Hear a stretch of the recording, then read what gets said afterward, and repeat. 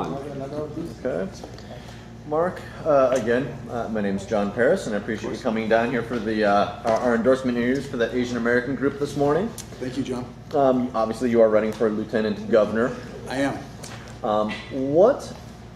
You've interviewed with the Asian American group before. You've come to our event, so I'll spare you the standard spiel. Okay. Just so you know, we will be releasing our endorsements probably sometime in about a month. We need a weekend for the makeup endorsements, for the makeup interviews, excuse me. And then on the 13th, as you're probably aware, we are having an awards banquet. It's our annual event. Right. We'll be giving you an invitation today if you don't already have one. I'll be there. My partner's being honored, and thank you for honoring her. Fantastic. Patty Lee. We look forward to seeing you then. Yes. But obviously that takes up a lot of time. Sure. So we probably will not get our endorsements out again until mid to late September, sometime after that. In addition to releasing our endorsements, we'll be taking out ad space in various Asian periodicals, listing the names and races of all the candidates who we are endorsing.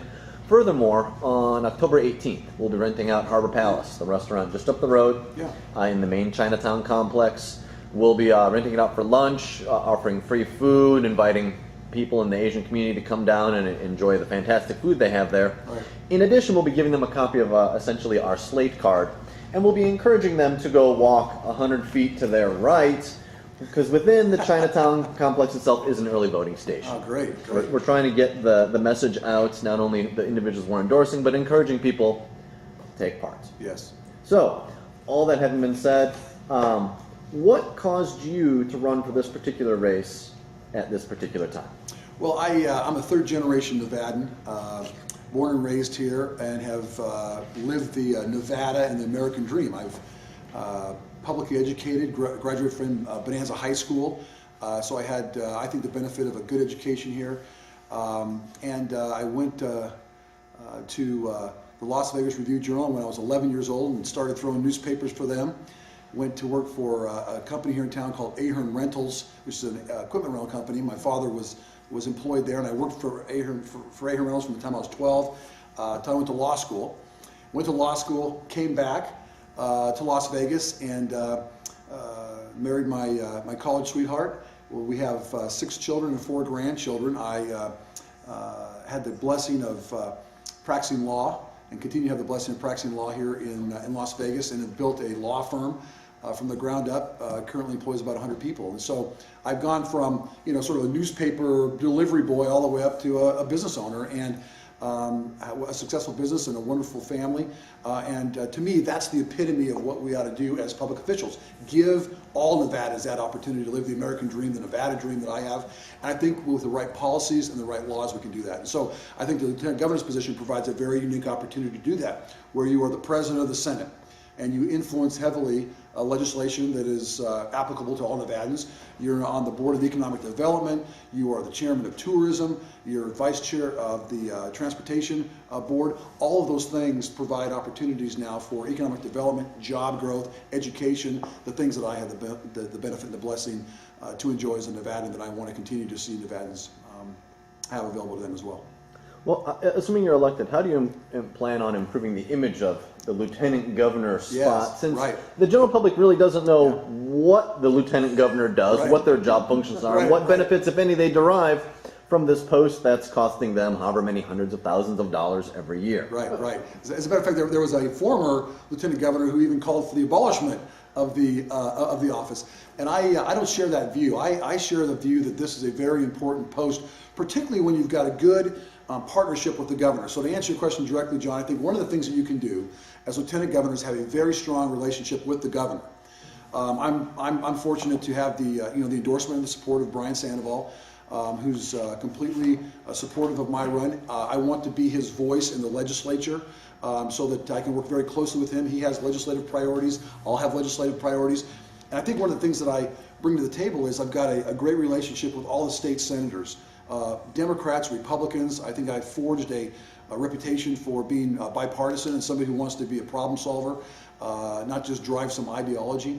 And so I think the position of lieutenant governor improves when the lieutenant governor is seen as somebody who is actively involved in improving the lives of Nevadans. You do that in the legislature through partnering, I think, very closely with the governor and being his voice. Let me just give you an example. when I was in the legislature, and am in the legislature, you spend 4 months in a lot of very intense committee hearings and negotiations that take place back and forth. And then at the end of the day, the governor's got to sign that bill, right? Even if it passes both houses, it's got to sign the bill. Well, what I'd like to be able to do is I'd like to say to wherever the bill originates, in the Assembly or the Senate, and whoever introduces the bill, say, look, here's the governor's position on this bill. Why don't we work cooperatively together so that the governor's going to be able to sign it at the end of the day, rather than just beat your head against the wall for 4 months and have the governor veto it. Let's work cooperatively to do that. And I think that we can do that with the relationship that Brian Sandoval and I have. I also think that the more the economy improves and the more the lieutenant governor is seen as involved in policies that help businesses prosper, help families prosper, I think that will continue to improve the lieutenant governor's position. But I think you've got to be out in front. You've got to be giving speeches. You've got to be involved in the communities. You've got to come to places like we are here today with the Asian community, with the Hispanic community, the African American community, with every community in the state of Nevada. You've got to engage all communities.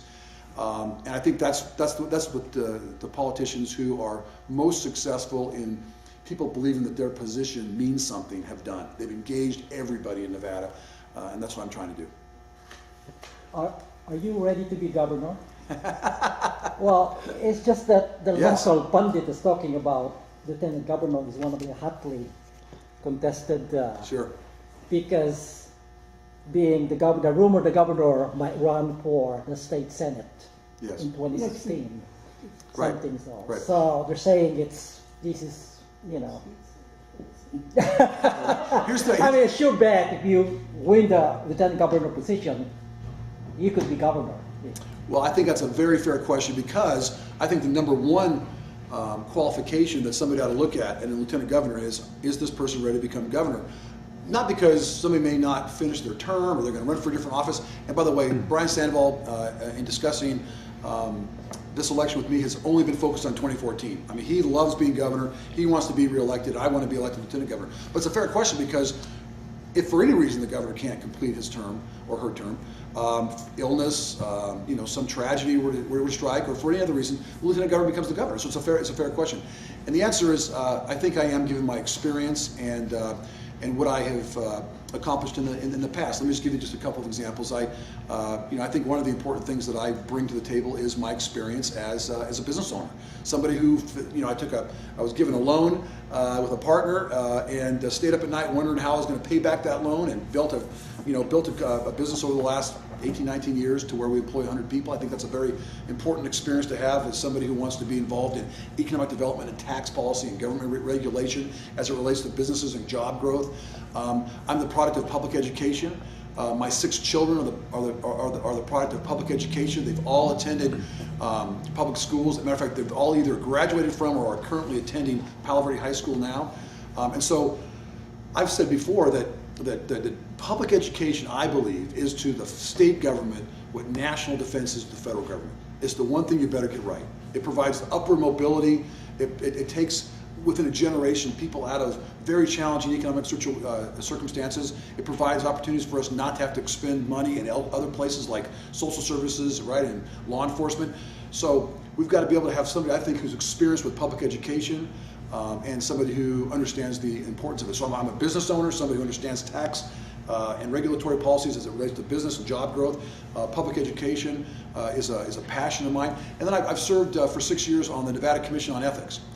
For 2 of those years, I was the chairman of the Nevada Commission on Ethics. And so I've headed an entire commission. I've led an entire commission within the realms of government. And I think those are the kind of things that I bring to the table, and are the experience and the approaches that I would have as governor, if in fact for any reason the current governor couldn't serve. Well, one of the duties you would ostensibly have as lieutenant governor is also from more of a macro scale on an international level, right? New business to Right. come in, and quite candidly, we are certainly biased, but the Asian market has been, in our opinion, Huge. definitely huge, but it still remains generally untapped. Yes. We've seen some successes in other states. I believe Mike had asked a question last week about South Dakota, or South Carolina? Nikki Haley, they started doing business with India Yeah. about 4 years ago. That came to 80 million. and this year it's got about close to 500 million, just to India. Yeah. And Hutchisons India delegation end of November, about close to all the business people to go to India. Right. And I've known Brian Crowley for a long time, and I supported him. He's a good guy, but Yeah. he's never engaged in the Asian community or any community because he lives up north. Yeah. The advantage you're going to have, I know you're going to live here. I live in Las Vegas, yes. So we have more connection with you, and you know, India is one of the biggest market, and it's Huge. going to be bypass China in a few years. Yeah. They have 1.2 billion, we're going to have 1.4 billion people. If you, I know you're going to get elected people. Would you get engaged to take a delegation, help us to get, or you and Brian, because I talked to Brian a couple. I've known Brian when he ran the first time. Right. It was Bill Young, Brian, and Dave Rogers. Right. Three of them, and I have a picture there, three of my brothers, they call me. Right. And that's why I have pictures about 12, 14 years ago. We've been friends ever since. So I know we support you wherever we can, you know. But take a delegation to India, you know, Right. appreciate, you know. Oh, like Nikki Haley can do it, and from Yeah. 80 million to 500 million in 4 Yes. years, nobody Yes. can use that. Yes, yes. Well, and Mike, it's a great point, and it's one that I've talked with members of the Commission on Tourism. As I've gone throughout Nevada, I've met with as many commissioners who are currently on the Tourism Commission, because if I'm going to be their chairman, I want to have an opportunity to meet them and understand what their views of the world are. And what they've told me is reflective of what you've said, and that is we are focused on our efforts in Asia, in China in particular, and we've done that for many years and successfully so. We're going to continue those efforts. As you know, we've got actually our presence in China is through the Commission on Tourism, and the next horizon for us is India. And what I would like to do in terms of a priority for the Lieutenant Governor's office is to get then the same office that we have in China in India, so that the Commission on Tourism has an office there, and we can continue to model what we've done so successfully in China in India. But I want to continue to focus on the Asian tourism. If we can take Nevada international tourism from about 15%, which it is now, to 19-20%, and that's going to be a huge influx of new tourists, of new gaming opportunities, of new hospitality opportunities, which is the backbone of our community, backbone of our state. And I just met with, last week, the executives at Resorts World that are taking the old Echelon property, right, and building the Asian-themed new casino property there. It's going to be fantastic. We're going to continue to have a lot of focus on that. So, in summary, I would say let's keep focusing on the Asian community with through our China efforts and what we've done there. But our next big horizon has to be India. I couldn't agree more. And I would take a delegation if I could to India. I've got to see what the budget is and what I can do, but I'd be completely in favor of that. You see, like two things. First thing, the largest bank in India is at 1.2. The chairman's a friend of mine for the last 10 years, and he said he'll work with us about delegation. Fantastic. And the other thing is, my cousins is the second largest travel agent in India. In India, because very few people go online, they tell you what to do. So he said they are willing to help, they're willing to come here with a delegation and see how they can interact. Also, India is one of the largest purchasers of gold. I don't know if you know that. No, I don't because know. in Indian culture, Indian New Year in October, everybody has to buy gold. Okay. Even if it's dropped, but they have to buy. It's the biggest purchase of gold. So Yeah. that will be beneficial for India to have the relationship with Nevada. Well, we need to get them more and more of them over here in Nevada. And we need to not only get them in our casinos, but maybe do little tours of our mining operations, right? Because Nevada is the biggest producer of gold. 80% of the gold from the United States comes out of Nevada. That's right. And so that's great. I'd love to work with you on that, Mike. Thank you. Question. I'm all about education, Yes, and you are the product of our public school. yes. And few years ago, a friend of mine that tell me, I asked him a question. I said, "What do you think that the Vegas? Do we have we have our culture here?" He was the CEO of one of the largest magazines in town, and he said simply, "Kevin, we got no culture here. Okay, but that's it. We're all about money." I disagree with that. Culture is within, and me and Mike and a few good friends were working on a project. It's called Asian Culture Center, and that is the purpose of it is to bring all 50 countries, all Asian countries to bring them here to showcase the history. Right. That's the base. Economic, that comes later. Would you support that if we approach you? Of course, you're going to become, a lieutenant governor, and would you be open to the idea of that? Oh, I would love to work with you on that, and I think that the cultural experience in Las Vegas needs to continue to improve. It has improved. You know, I was a big supporter and a fan of when we started to get to some art galleries that came to town. You know, remember when the Wynn Gallery, the Mirage, started that the galleries and the culture that started coming to Las Vegas. The Smith Center, all that. I think it's all part of Las Vegas and Nevada growing up and becoming really world-class destinations and world-class communities within which to live. I grew up here. You know, we used to be all about and look, gaming was a big part of this town. It continues to be a big part of this town, and will always be a big part of this town. You know, some of the things that the reasons that we don't have maybe some of the other features of communities around the country is because gaming was so successful here in Las Vegas. I mean, a lot of members of my high school class at Bonanza High School thought we were crazy going to college because they could go park cars at Caesars and make $50,000 a year right out of high school. And so people say, well, why don't you have all these great educational experiences in Las Vegas? Well, your towns across the country didn't have the same experience that we did in Las Vegas, where people could raise their family and support themselves on good wages and living conditions within the casinos. And so I think educationally we've had some challenges because of that, but it's been both a blessing and a challenge. Culturally, I think it's been a little bit of a blessing and a challenge, but the same way that we focus so much of our education and our energies on gaming. But we're continuing to grow up now. And gaming has been a big part of that as well, introducing culture. And so I would be a big fan of continuing that. I want to, this is my home. This is where my children live. This is my grandchildren will live. We're doing everything we can to make sure our children stay here. And so increasing culture and the experience, this Las Vegas and Nevada culture is something I would easily and willingly support. Thank you for that experience. I would love to see that be successful. Thank you. Well, you look at me. Senator, one of the major drains in Nevada's economy, aside from education, is healthcare. Right. Right now, we are paying for Medicaid here, and recently we got our foot caught when they caught people going out there, sending people out to different states who have mental health issues. Right. The governor came up with a behavioral health council composed of a lot of the people that were important in the community. I'm sure you know about that. Yes. Unfortunately, in my opinion, as the chairman of the association for the group on the Southern Nevada, they're not really addressing the correct issues on housing. My only and the answer to the question is yes. I already know that from you. An open door policy to members of the community who are like us. We represent an industry which seems to be not really looked at as something great because they forget that we are an important and integral part of society. In the sense that when we take care of the mentally ill, and if we can't do that anymore, they end up in the ER. Right.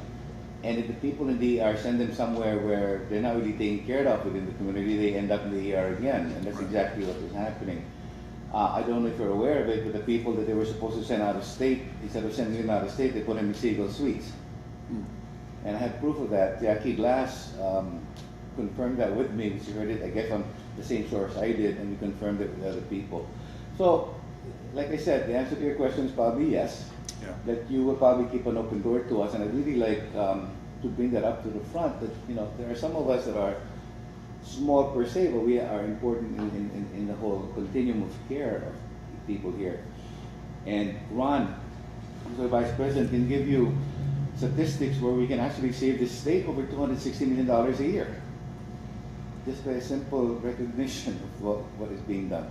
Anyway, I wanted to bring that up. It's not really a question. Listen, I appreciate that. I know that that's been a challenge for us, and I think that the governor has focused on that, tried to address it.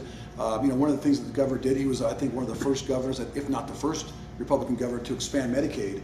And I know one of the reasons he did that was in order to bring in health care and bring in mental health in particular, more resources into the state of Nevada. And so while we got a long way to go, I think that there have been efforts that have been made to improve that. We've got to continue to improve that. We've all have family members who have been challenged with mental illnesses and conditions that are heartbreaking, and sometimes it's easy to forget them. And we have to have advocates like you and those who are seeking to be state leaders to remember that there are those who aren't as fortunate as the rest of us, and we have a moral obligation to do what we can to take care of them. Their families have obligations, that we have obligations as a state. I think it's important that we make sure that we're using the allocation of the resources for social services in the most efficient, effective way we can, because if we waste those, we take away from funds and resources that should be available to those who really need it. So I would be happy again to work with you and others and continue to see progress in that area. Well, we know Mary, so you have no choice. Okay, good. Yeah, actually it's not a question, a comment. Yes. I'm just going to make a comment. We have a very strong governor, very likable, charming governor. I think 100% certain he's going to be re-elected. Yes. And by hearing you, you're going to be a good shadow for him. And I'm very happy that I heard you, and we can wish you all the very best. And I think you may be very happy to note that the Asian Chamber of Commerce the other day endorsed you over the Democratic candidate in front of Harry Reid. So that was a great thing. So I wish you all the best. And we have a shadow for our governor. He's a very charming guy. I met him several times. So Yes. wonderful, sir. Thank you you. very much. Thank you very much. I'm very excited to be a partner with Governor Sandoval. Thank you.